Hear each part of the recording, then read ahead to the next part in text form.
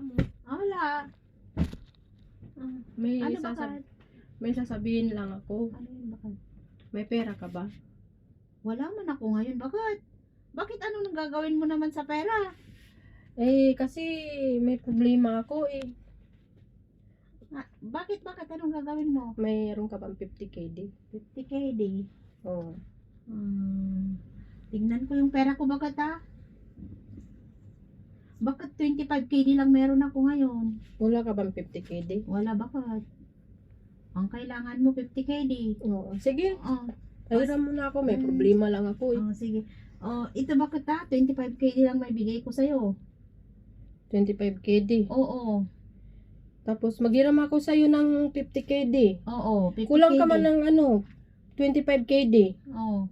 Yun lang ang maibigay ko ngayon. Bakit? Wala man akong pera. Kaya, yan na lang bigay ko sa'yo. Wala ka talaga ng 50KD. Wala akong 50k. So, ito. Ito, ibayad ko muna sa'yo itong, may utang ako sa'yo na 50KD. Hindi. Ano? May utang ako sa'yo na 50KD. So, ibabalik ko na lang sa'yo itong 25. Ibalik mo yung 25. Oo. Di ba kailangan mo ng pera bakit? Oo, kailangan kong pera. Oo. Ay, may utang ako sa'yo na 50KD.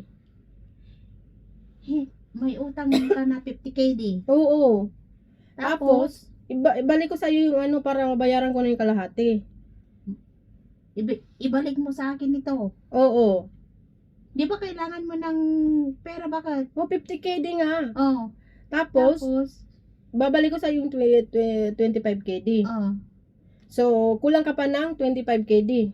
Kulang ako ng 25k. Oo. O di ibalik ko na sa'yo yung 25k, bakit? Bakit?